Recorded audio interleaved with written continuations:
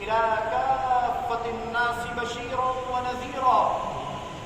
وداعيا إلى الله بإذنه وسراجا منيرا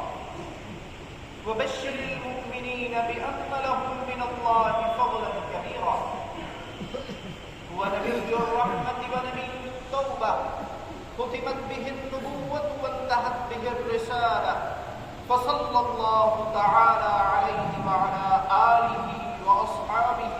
وبارك وسلم تسليما كثيرا كثيرا.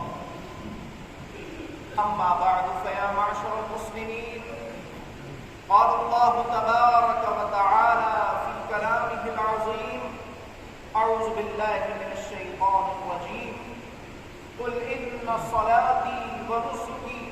ومحياي ومماتي لله رب العالمين. برادران اسلام، قربانی کے مقدس ایام ہمارے اوپر سایہ فکر اسلام کی طرف سے ڈالی گئی، چاہے روز مرہ کی ہمارے اوپر جو ذمہ داریاں ہیں وہ ہوں، جیسے کہ نماز، ہر وقت اللہ کے بندوں کے حقوق کا خیال، یا وہ ذمہ داریاں ہوں کہ جو سال کے مخصوص ایام میں رکھی گئی ہیں، جیسے کہ حج، قربانی وغیرہ. تو جتنے بھی احکام ایک مسلمان کی زندگی میں اللہ اور اس کے رسول کی طرف سے رکھے گئے ہیں، وہ کوئی رسم نہیں ہے، کوئی روایت نہیں ہے کہ ہم یہ سمجھیں کہ سال بھر گزرا اور یہ دن آئے اور ہم نے اس روایت کو پورا کر لیا، اس رسم کو ادا کر دیا اور بس ہمارا کام ہو گیا. ہرگز نہیں. اسلامی جتنے بھی احکام ہیں، کوئی بھی اس میں صرف اور صرف رسم یا رواج کی حیثیت نہیں رکھتا، بلکہ اس کے پس منظر میں بہت کچھ معانی اور مقاصد چھپے ہوتے ہیں، پوشیدہ ہوتے ہیں. اسی لیے یہ حکم ہے شریعت مطہرہ کا کہ جب تم کوئی کام کرنے چلو، خاص کر عبادات کے تعلق سے، تو اے کرنے والوں، اس کے متعلق جو ضروری اور بنیادی معلومات ہیں وہ فراہم کر لو، وہ حاصل کر لو کہ اس عبادت کو، اس فریضے کو یا اس واجب عبادت کو جو ہم ادا کر رہے ہیں، اس کی کیا شرطیں ہیں، یہ کن کن لوگوں کے اوپر فرض یا واجب ہے، کن حالات میں ہے. یہ کم از کم جو ضروری موٹی موٹی باتیں ہیں، چاہے قربانی ہو یا اس کے علاوہ جو دیگر احکام ہیں، وہ ایک مسلمان کو معلوم ہونا چاہیے. عام طور سے مسلمان قربانی کرتا ہے تو اس کو معلوم نہیں ہوتا کہ اس کی کیا شرطیں ہیں، یا بہت سے لوگ صرف اسی وجہ سے قربانی کی اہمیت کو نہیں سمجھتے اور چھوڑ دیتے ہیں کہ ان کو قربانی کے حالات اور شرائط کا علم نہیں ہوتا، لہذا ان کی نظر میں بھی اس چیز کی کوئی خاص اہمیت نہیں ہوتی، کری نہیں کی نہیں. جبکہ شریعت مطہرہ یہ کہتی ہے کہ معلوم ہونا چاہیے کہ کس آدمی کے اوپر قربانی واجب ہے اور کس جانور کی قربانی کی جا سکتی ہے. تو آپ حضرات ہمیشہ یہ پیش نظر رکھیں کہ قربانی کے واجب ہونے کے لیے پہلی سب سے بڑی جو شرط ہے وہ وہی ہے کہ جو زکوٰۃ کی ہے، یعنی آدمی کا صاحب نصاب ہونا. اگر اس کے پاس صرف سونا ہے تو کم از کم 7.5 تولے کی مقدار کو اس کا سونا پہنچتا ہو تو وہ صاحب نصاب ہو جائے. اور اگر سونا 7.5 تولے تو نہیں ہے، اس سے کم ہے، یا اس کے پاس سونے کے ساتھ ساتھ اور بھی مالیت کی چیزیں ہیں، چاندی بھی ہے، نقدی رقم بھی رکھی ہوئی ہے، تو شریعت مطہرہ یہ کہتی ہے کہ پھر سب چیزوں کی مالیت کو ملا کر جو نصاب دیکھا جائے گا وہ 7.5 تولے کا نہیں دیکھا جائے گا بلکہ 52.5 تولے چاندی کا دیکھا جائے گا۔ تو یہ چیز سمجھنے کی ہے کہ اگر صرف باس میں سونا ہے تو 7.5 تولے سے صاحب نصاب ہو جائے گا، اور اگر مختلف جنسوں کی مالیت کی چیزیں رکھتا ہے تو پھر 52.5 تولے چاندی کا حساب لگایا جائے گا، اور اگر اس نصاب کو پہنچ رہا ہے یعنی 52.5 تولے چاندی کے نصاب کو، تو تب وہ صاحب نصاب مانا ہے۔ ایک اور بات بھی جو قربانی کرنے والے کو معلوم ہونا چاہیے وہ یہ کہ زکوٰۃ کی ادائیگی میں مال کے اوپر جو نصاب کا مال ہے اس کے اوپر سال بھر کا گزرنا شرط ہوتا ہے، یعنی 1 سال جب پورا مکمل اس سے گزر جائے تو آدمی کے اوپر زکوٰۃ فرض ہو جاتی ہے۔ لیکن قربانی کے سلسلے میں شریعت مطہرہ نے یہ حکم نہیں رکھا، بلکہ یہ فرمایا گیا ہے کہ اگر ذی الحجہ کے ان ایام کے اندر یعنی 10، 11 اور 12 تاریخوں کے اندر 10 تاریخ کی صبح صادق کے بعد بھی اگر کوئی آدمی نصاب کے مال کو پہنچ گیا ہے یعنی مالدار ہو گیا ہے تو اس کے اوپر اسی وقت قربانی واجب ہو جائے۔ تو ان 3 دنوں میں سے کسی دن کے اندر بھی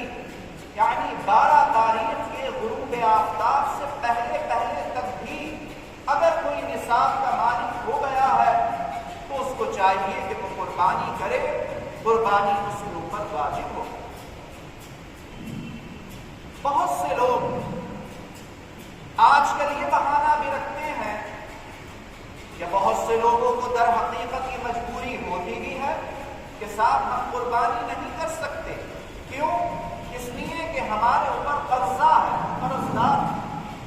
تو شریعت مطہرہ کہتی ہے کہ اگر یہ حقیقی بات ہے تو کوئی بات نہیں،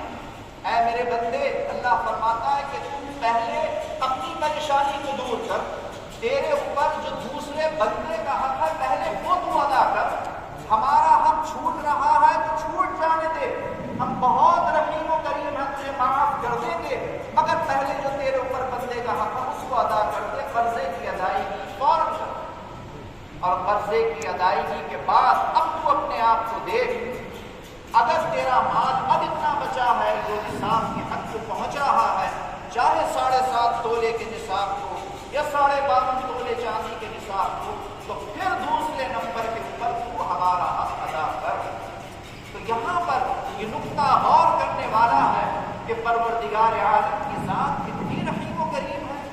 کہ وہ بندوں کے حق کے سامنے اپنے حق کو معاف کیے دے رہا ہے۔ اور یہ بات بھی یہاں پر قابل غور ہے کہ اللہ اپنے حق کو معاف فرما رہا ہے، کس کی خاطر؟ بندے کے حق کی خاطر۔ تو اس سے معلوم ہو رہا ہے کہ ایک بندے کا دوسرے بندے کے اوپر کتنا زیادہ اور کس قدر حق رکھا گیا۔ بیان کیا گیا ہے کہ اگر اللہ کے حق میں کمی رہ گئی تو ممکن ہے اللہ تعالیٰ اپنے رحم و کرم سے اس کو معاف کر دے، لیکن بندے کا اگر کسی بندے کے اوپر حق رہ گیا تو ہرگز اللہ بھی اس کو معاف نہیں کرائے گا جب تک کہ وہ بندہ خود قیامت کے روز اس کو معاف نہیں کر دے گا۔ دوسری طرف جو لوگ قرضے کو یا گورنمنٹ کے ٹیکسز کو بہانے کے طور پر رکھتے ہیں کہ صاحب کیسے ہم زکوٰۃ ادا کریں، ہمارے اوپر بینک کا قرض ہے، فلاں آدمی کا قرض دار ہے ہم، اور بہانہ ہے یہ ان کا، کوشش نہیں کرتے، تو ایسا آدمی قربانی نہ کرنے کی وجہ سے یا زکوٰۃ ادا نہ کرنے کی وجہ سے قرضے کا بہانہ کر کے اللہ کے یہاں سخت عذاب پر پکڑ کا مستحق ہوگا۔ حکم یہ ہے کہ کوشش کرو، ہاتھ پاؤں چلاؤ اور جتنا جلدی ہو سکے اپنے قرضے کو ادا کرنے کی کوشش کرو،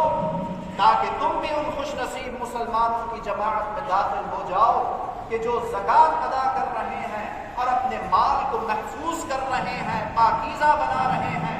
اور قربانی کر کے اللہ کے دربار میں جان اور مال کا صدقہ پیش کر رہے ہیں اور اپنے لیے آخرت کا سامان بڑی خوش نصیبی کی بات ہے کہ جو اللہ کے حکم کو پورا کرتے ہوئے زکوٰۃ دے، قربانی کرے، اور کتنی بڑی بد نصیبی کی بات ہے کہ جو ان چیزوں سے بچنے کے لیے ہر وقت سال کے ہر مہینے میں قرضے کا بہانہ کرے۔ تو ہم مسلمانوں کو غور کرنا چاہیے، سوچنا چاہیے اور اپنے اندر اس چیز کا احساس پیدا کرنا چاہیے۔ اللہ کے رسول صلی اللہ علیہ وآلہ وسلم نے فرمایا کوئی معمولی چیز نہیں ہے قربانی، بلکہ حقیقت اس کی یہ ہے کہ جب بندہ چھری پھیرنا شروع کرتا ہے اور خون ٹپکنا جانور کی گردن سے شروع ہوتا ہے تو پہلا قطرہ بھی زمین پر گرنے نہیں پاتا کہ پروردگار عالم اس سے پہلے ہی اس کو شرف قبولیت عطا فرما دیتا ہے۔ قرآن کریم کے اندر فرمایا لن ینال اللہ لحومها ولا دماؤها ولکن ینالہ التقوی منکم۔ اے لوگوں، جانتے ہو قربانی کیا ہے؟ تم سمجھتے ہو کہ یہ جانور کا جسم، یہ اس کا گوشت، یہ جو خون بہہ رہا ہے، یہ ساری دکھنے والی چیزیں قربانی ہیں؟ فرمایا کہ نہیں، بلکہ حقیقی چیز وہ ہے جو تمہیں دکھ نہیں رہی ہے، نظر نہیں آ رہی ہے۔ اگر تم قربانی کی روح کو، اس کی اصل کو سمجھنا چاہتے ہو تو اپنے اندر تقویٰ پیدا کرو، خلوص پیدا کرو، محبت پیدا کرو اور خوش دلی پاک پیسے کے ساتھ اللہ کے دربار میں قربانی پیش کرو۔ فرمایا کہ یہ ہے اصل میں قربانی کہ جس کو تقویٰ کہا جاتا ہے، اور یہ چیز انسان کو نظر نہیں آتی ہے، چھپی ہوتی ہے۔ فرمایا کہ یہ جانور، یہ اس کا گوشت، اس کی ہڈیاں، اس کا خون، یہ کیا ہے؟ یہ تو قربانی کے لوازمات ہیں، یہ تو اس کی نشانیاں اور علامتیں ہیں۔ لیکن خدا نخواستہ اگر یہ ساری چیزیں روح سے خالی ہوئیں، یعنی تقوی کے ساتھ نہ کی گئیں، تو پھر کوئی فائدہ نہیں ہے اس قربانی کے کرنے کا۔ دعا مانگنا چاہیے کہ اللہ خلوص نیت کے ساتھ، بغیر کسی دکھاوے اور ریاکاری کے، اس سنت ابراہیمی کو انجام دینے کی توفیق عطا فرمائے۔ اور ہمیشہ دل کے اندر یہ تصور رکھیں اس دعا کا کہ جو دعا حضرت مریم علیہ السلام نے اللہ سے مانگی تھی کہ اللہ کچھ بھی ہو، میری نمازیں ہوں، میری زندگی، موت ہو، میرے اوپر جو تکلیفیں پریشانیاں آ رہی ہیں وہ ہو، سب کچھ سب کی سب تیرے ہی لیے ہیں، میرا کچھ نہیں ہے۔ اے اللہ جو کچھ بھی میں کر سکتی ہوں وہ صرف تیرے لیے ہی کر رہی ہوں۔ یہ تصور کر کے جب بندہ کرتا ہے تو اللہ بھی خوش ہوتا ہے اور اس کی قربانی بھی روح والی ہو جاتی ہے اور اللہ کے دربار میں قبولیت کے شرف پر پہنچ جاتی ہے۔ پروردگار عالم قربانی کے ضروری مسائل کو بھی سمجھنے کی توفیق عطا فرمائے، اور جو لوگ نادانی ناسمجھی کی وجہ سے یا جانتے بوجھتے اس عظیم نعمت سے محروم ہوتے ہیں مختلف بہانے کر کے، اللہ تعالیٰ ان کو بھی ہدایت اور توفیق عطا فرمائے تاکہ دنیا اور آخرت کی خوش نصیبی ہمیں حاصل ہو۔ وفقنا اللہ وإياکم